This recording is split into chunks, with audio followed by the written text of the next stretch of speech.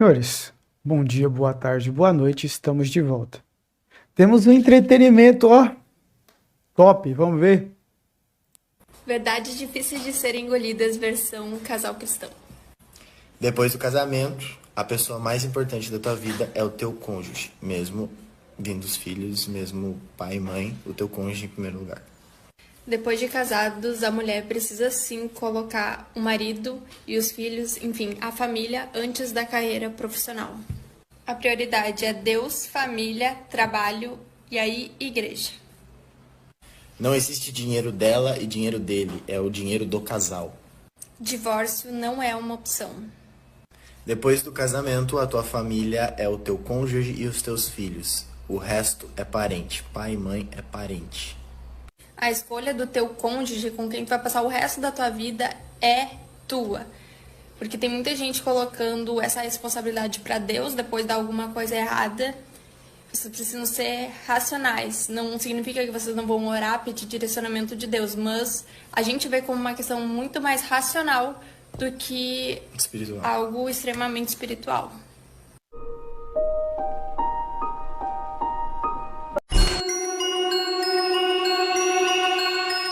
Primeiramente,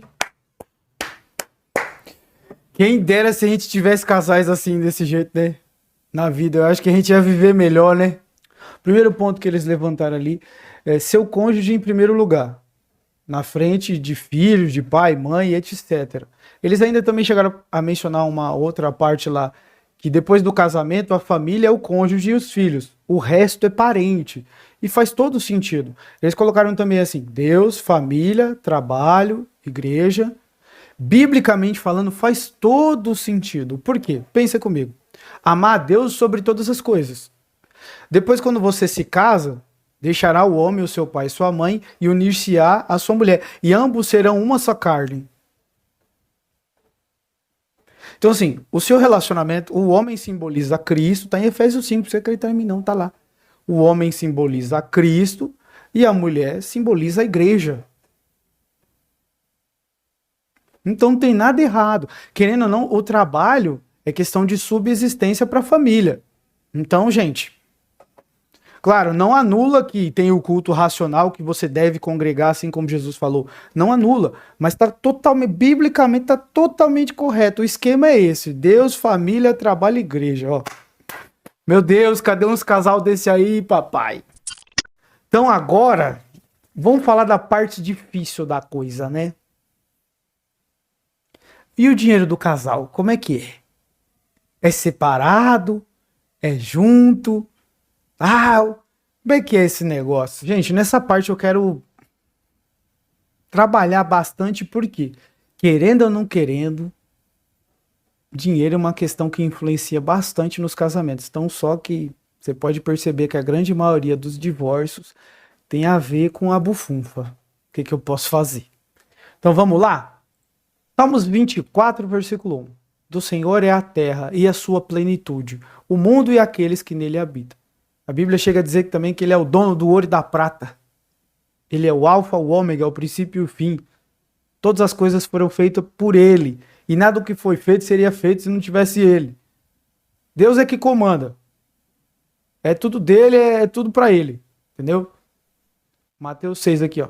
Não ajunteis tesouro na terra, onde a traça e a ferrugem tudo consomem, e onde os ladrões minam e roubam, mas ajuntai tesouros no céu, onde nem a traça nem a ferrugem consomem, e onde os ladrões não minam nem roubam. Porque onde estiver o vosso tesouro, aí, né, ali estará também o vosso coração. Timóteo 6, vamos lá. Porque o amor ao dinheiro é a raiz de toda espécie de males. Ah, amigo, com certeza. E nessa cobiça alguns se desviaram da fé e se transpassaram a si mesmo com muitas dores, né?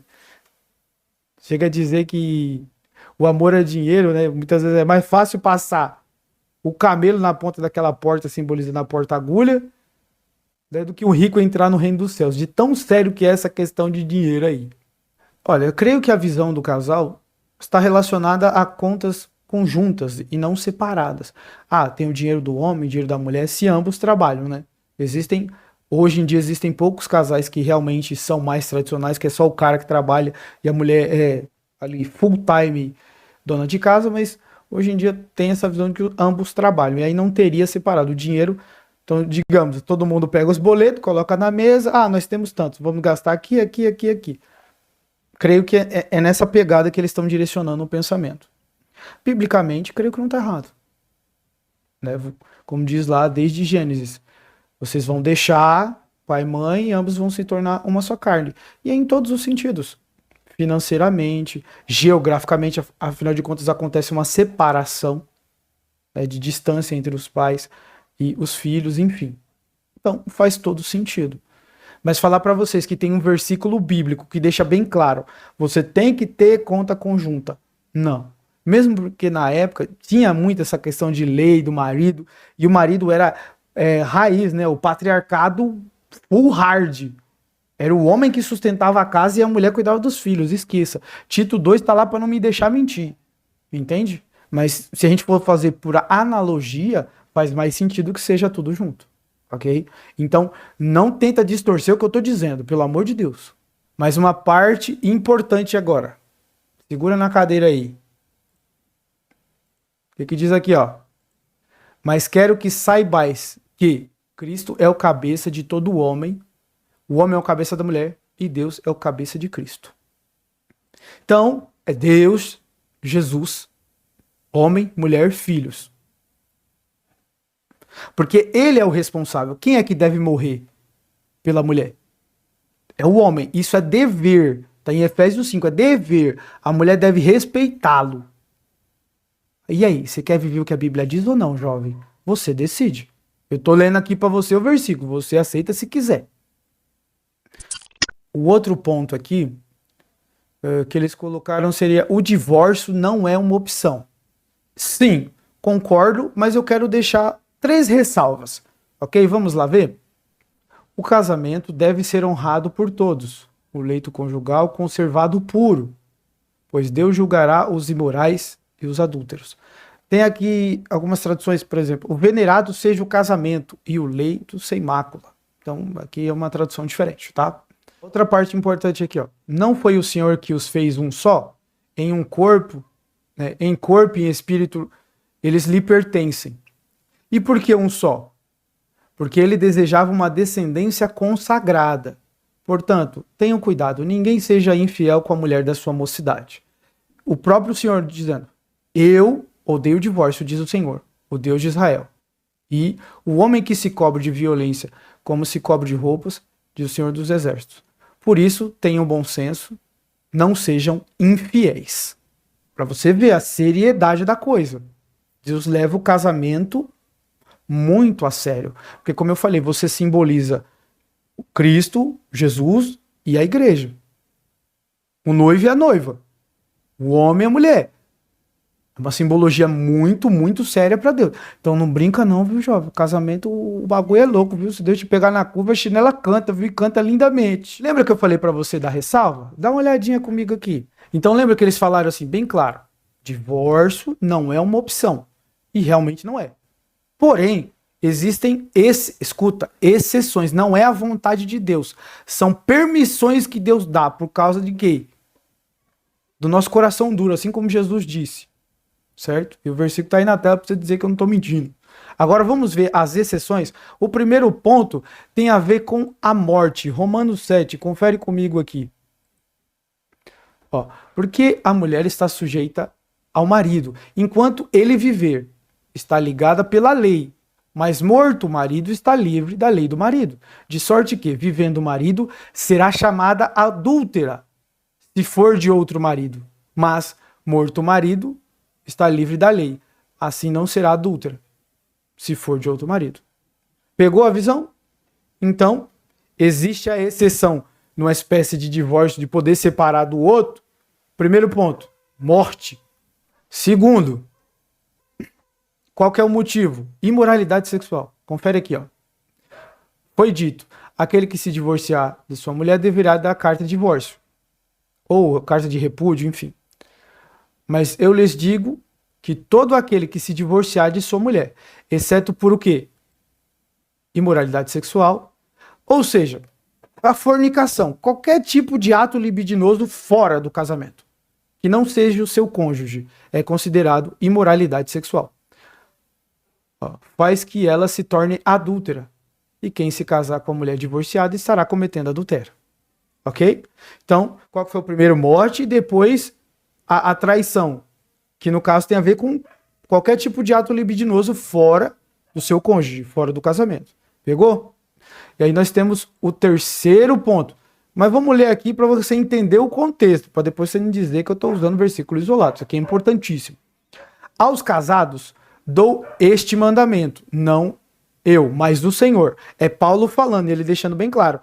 O pensamento não é meu, Paulo, não é do Paulo, é de Deus. Que a esposa não se separe do seu marido, mas se o fizer, que permaneça sem se casar. Lembra que a gente falou? Porque senão ela vai ser considerada o quê? Adúltera. Então, ou então, né, se separou, então se reconcilie com seu marido. E o marido também da mesma sorte. Aos outros, eu mesmo digo isso, ó, escuta aqui, ó. Agora é o Paulo falando, tá? E não o Senhor, é o Paulo dizendo. Se um irmão tem mulher descrente e ela se dispõe a viver com ele, não se divorcie dela. E se a mulher tem marido descrente e ele se dispõe a viver com ela, não se divorcie dele, pois o marido descrente é santificado por meio da mulher, e vice-versa.